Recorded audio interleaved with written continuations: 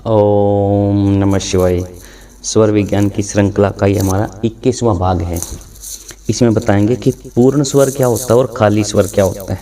चंद्रमा के स्वर का वेग सामने या बाएं और ऊपर की ओर हो तो उसे पूर्ण जानना, इसके विपरीत को सदा खाली माना।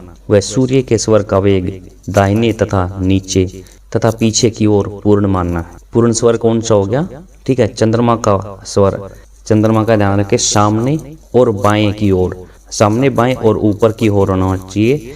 इसमें चंद्रमा के स्वर को पूर्ण स्वर माना जाएगा। ठीक है, अगर इसके विपरीत को सदा खाली माना, सूर्य स्वर के स्वर का वेग दाहिनी ओर, नीचे की ओर और पीछे की ओर, उसका क्या था?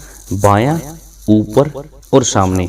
बायां, ऊपर और सामने चंद्र का, दाहिना, नीचे और पीछे की ओर क्या है?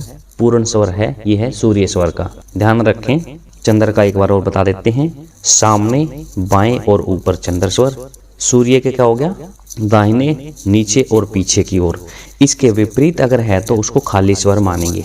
ध्यान रखें, अगर इन दोनों में कोई भी नहीं चल रहा हो तो उसे सुषुम्ना का स्वर मान सकते हैं, विपरीत मान सकते हैं, दोनों के विपरीत। एक चलेगा तो उसे पूर्ण मानेंगे। ठीक है, अगर ये दोनों ही नहीं चल रहे उसको खाली स्वर मान लेंगे। तो उस समय मानेंगे कि हमारी सुषुम्ना नाड़ी चल रही है। हमें कोई भी भविष्यवाणी नहीं करनी है, कोई भी ऐसे काम नहीं करने हैं जब सुषुम्ना नाड़ी चल रही हो। चंद्र स्वर चलते समय ऊपर की ओर अपने बाएं अथवा सामने बैठा हुआ दूत शुभ है, और सूर्य स्वर चलते समय पीठ पीछे दाहिने तथा नीचे बैठा हुआ दूत उत्तम है।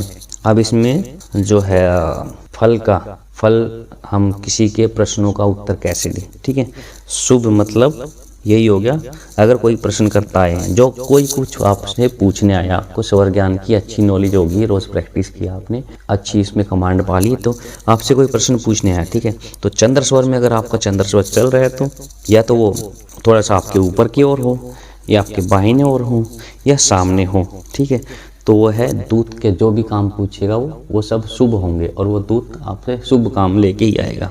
अगर इसके विपरीत अगर सूर्य स्वर चल रहा हो, अगर दूत सामने बैठा हो, मतलब सूर्य स्वर में पीठ के पीछे बैठा हो और आपके दाहिने हाथ की ओर हो, और नीचे बैठा हुआ दूत क्या है? उसको मानेंगे शुभ दूत। मतलब जो भी पूछने आएगा अच्छा ही पूछने आएगा, और वो उसके काम जो भी होंगे सफल हो जाएंगे। अनादि, निराहार और निराकुल ऐसी विषम संधि अथवा सुषुम्ना नाड़ी का स्वर यदि सूक्ष्म तत्व में लय हो जाए तो इसी को साधु जिन्हों ने संध्या कहा है। अभी संध्या कौन सी होगी? सुषुम्ना को संध्या, सुषुम्ना नाड़ी जब चली है उसको बोला गया है संध्या। ध्यान रखें, जब आपकी सुषुम्ना नाड़ी चले तो उसको संध्या काल बोला गया है, क्योंकि वहाँ पे है दोनों स्वर मिलते हैं। दोनों स्वर का मिलन जहाँ पे सूर्य स्वर से बदल के चंद्र स्वर में जाते हैं तो उनका मिलन होता है। उस मिलन में क्या है? हमारी सुषुम्ना नाड़ी एक्टिव होती है। उस समय को संध्या काल कहा गया है स्वर विज्ञान में। स्वर ने किन्होंने कहा है? जो साधु लोग हैं जिनको स्वर विज्ञान का ज्ञान है, जो स्वर विज्ञान को जानते हैं, जो स्वरों को जानते हैं, अपने तत्वों को जानते हैं, और शिव स्वरोदय शास्त्र का जिनको ज्ञान है। अनादि, निराहार और निराकुल ऐसी विषम संधि अथवा सुषुम्ना नाड़ी का स्वर यदि सूक्ष्म तत्व में लय हो जाए तो इसी को साधु जनों ने संध्या कहा। सीधा सा बोला गया है, सुषुम्ना नाड़ी का स्वर यदि सूक्ष्म तत्व में लय हो जाए, मान लो आपकी सुषुम्ना नाड़ी चल रही है, और सूक्ष्म तत्व कौन सा होता है? आकाश तत्व। सुषुम्ना नाड़ी चल रही है और आकाश तत्व चल रहा है, तो उसको क्या है?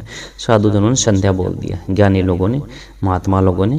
प्रसिद्ध वेद को वेद नहीं कहते, क्योंकि इसमें वेद तत्व नहीं है। जिस वेद में परमात्मा जाना जाए वही वेद कहलाता है। हमारे जो वेद हैं, शास्त्र हैं, उनको वेद नहीं कहते, क्योंकि उनमें वेद तत्व नहीं है। तत्वों की जिनको जानकारी होगी, जिनमें स्वर के जो है चंद्र स्वर के तत्व और सूर्य स्वर के तत्वों की जिनको जानकारी होगी, उनको वेदों की जानकारी होगी। इसमें सिंपल सा बताया गया है, जिस वेद में परमात्मा जानना चाहिए उसे वेद कहते हैं। यानी जिस तत्व के चलने से आप परमात्मा को जान लेते हैं, तो वो हमारा कौन सा तत्व है? आकाश तत्व है, जिसमें हम परमात्मा का नाम जपते हैं, भजन कीर्तन करते हैं, और जब वही तत्व चलता है तभी हम परमात्मा को जानते हैं। बिल्कुल ध्यान रखना, जब सुषुम्ना नाड़ी चल रही होती है, जब भी आप मान लो कभी भी योगाभ्यास करके, प्राणायाम करके जब आप ध्यान लगाते हो, प्राणायाम में होता है कि आपके दोनों नाड़ी, ईड़ा और पिंगला नाड़ी, जो दोनों स्वर बैलेंस हो जाती हैं, और धीरे धीरे आपकी श्वास की गति हो जाती है कम। श्वास की गति में हो आपका चला आकाश तत्व चला तो आपकी श्वास की गति बिल्कुल कम होगी। तो उस समय आप है ना भगवान को जानते हैं। उसे बोलते हैं परमात्मा जाना जाए। मनुष्य के दिन रात की जो संध्या है उसे संध्या नहीं कहते।